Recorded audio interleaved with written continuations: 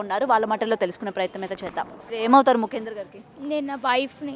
మీరు ముఖేందర్ వైఫ్. అసలు ఏం జరిగింది ఏంటి? అసలు బయట సౌండ్ వస్తుందని బయటకు ఉరికొచ్చిన నేను లేపడానికి వెళ్తున్నా. నేను నాకు అర్థమవుతలేదేమి ఇట్లా లేపుతుంటే అంత దూరం నుంచి ఉరికొస్తున్నాడు. నన్ను చూసి ఇంత దూరం నుంచి ఇట్లా రాడ్ ఇట్లా ఏనికి వస్తున్నాడు.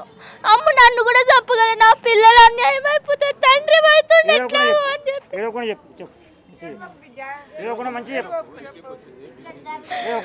నేను కూడా లేకపోతే ఎట్లా పిల్లగాని పట్టుకొని ఎట్లా కురికినా గేట్ వేసేసిన. నేను చూస్తున్నా నీ తలకాయని ఇంకా 10 దెబ్బలు కొట్టిండు. నేను వచ్చి లేపినా కదా అయ్యా, మా అత్తమ్మని ముట్టుకుంటే మా అత్తమ్మని కూడా కొడుతుండేనేమో నేను చూస్తున్నా అని. అంత కక్షతో ఎందుకు పాడుకొని చంపేసాడు అమ్మా. చిత్రవద చేసి చంపాలి. అసలు ఇంతకు ముందు ఏమైనా గొడవలు చంపదు, చిత్రవద చేసి చంపాలి. నా భర్త కొట్టు బిట్టాలి, రక్తం ఇట్లా ముక్కులకి గాలి ఎట్లెట్లా వీరుస్తుంటే అట్లెట్లా ముక్కులో రక్తం ఎట్లెట్లా అవుతుంది. ఆ కళ్ళ ముందే ముఖం అంతా షేప్ అవుట్ అయ్యింది. ఇప్పుడు ఎట్లుండో ఏమో, ముఖం గుర్తు పట్టరమ్మా నా పిల్లలు. నేనేం చేయాలమ్మా? మొన్ననే కృష్ణనేశం నన్ను ఎంబడి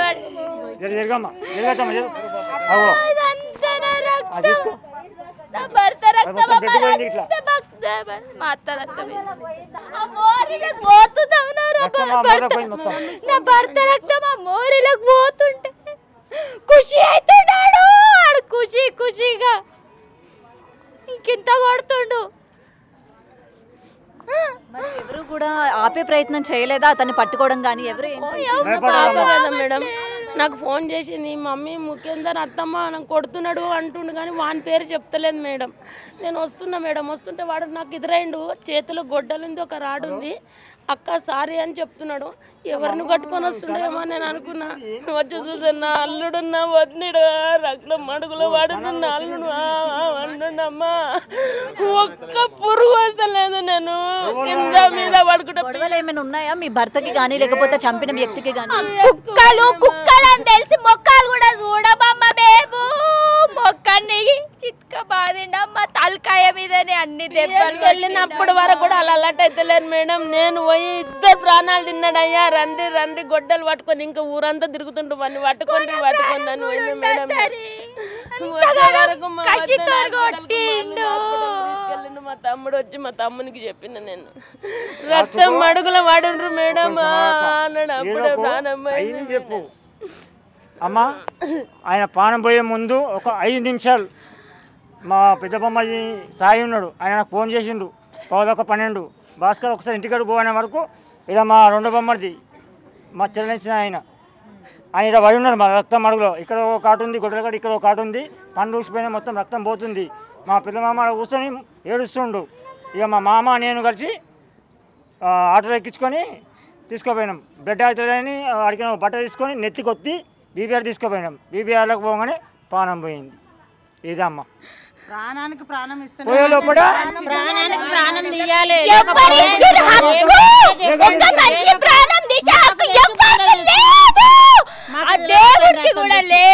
అతను తెచ్చి లేవెట్టండి మాకు. రాత్రి పోలీసు కూడా మాట్లాడినా, ఆయన మీరు లోపల సేఫ్టీగా పెట్టి రాదు, బయటకన్నా వదలాలి లేదా చూడన చేయాలి. అమ్మా నేను డైరెక్ట్ ఇస్తున్నాను.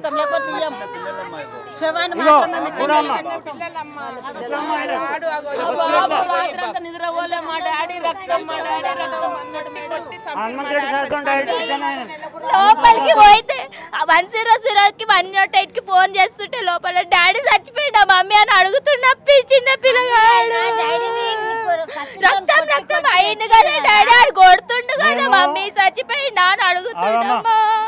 ఆయనని లోపల పెట్టి సేఫ్ చేసుడు కాదు, ఇంత చేసినందుకు ఆయన బయటకన్నా వదలాలి లేదా చూడని చేసేయాలి.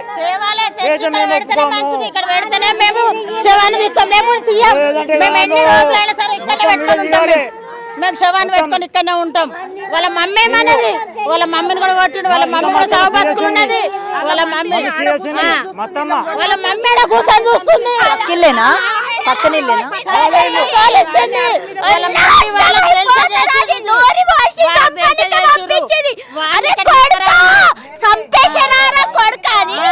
నూరి వర్షం పంపించింది అది పంపించింది రోజు మన్ను దుప్పు వస్తుంది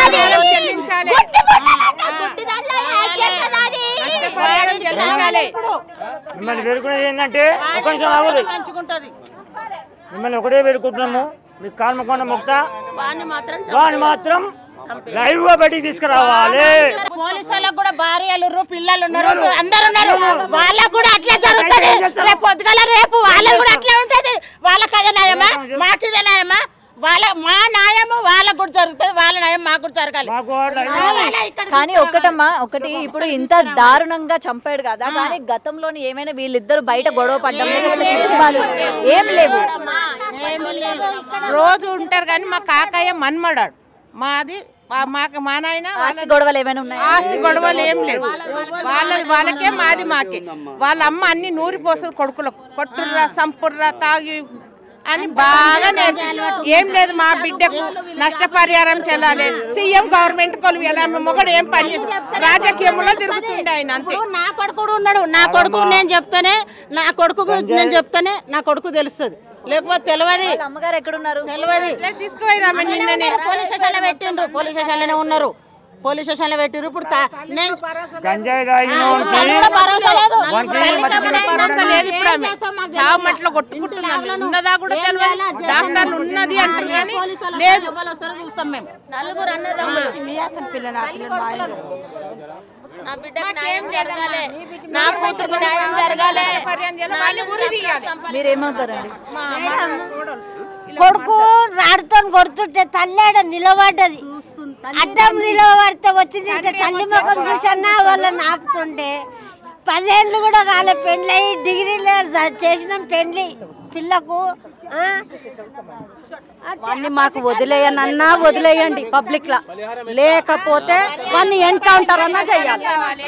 బస్సుకి మొత్తము చాలా ముప్పు ఉంది వానితో, ఆ ఇంటితోనే ముప్పు ఉన్నది. ఇట్లా ఎంత మందిని చంపుతాడు? ఇంతకు ముందు ఏమైనా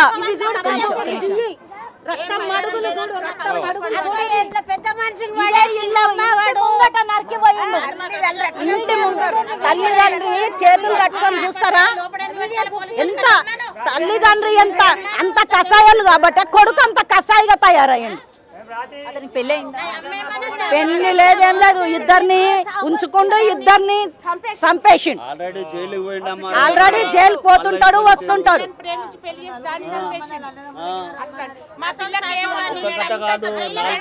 ఆయన మీద 4 కథలైనాయంట ఆయన మీద.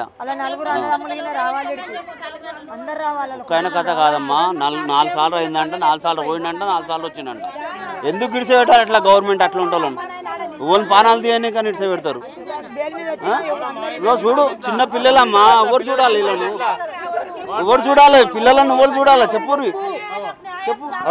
వచ్చేసరికి ఇక్కడ పడున్నారండి, ఏదో కొట్టుకుంటున్నారంటే కట్టెలతోనో జుట్లు పట్టుకోనో కొట్టుకుంటున్నారంటే ఆ రక్తంలనా ఇంత ఘోరమా? మనుషులైనా అసలు అన్నమే తింటున్నారా కడుపుకి? వాళ్ళు చావు చావు అని అంత గట్టిగా కొట్టుతారా అండి?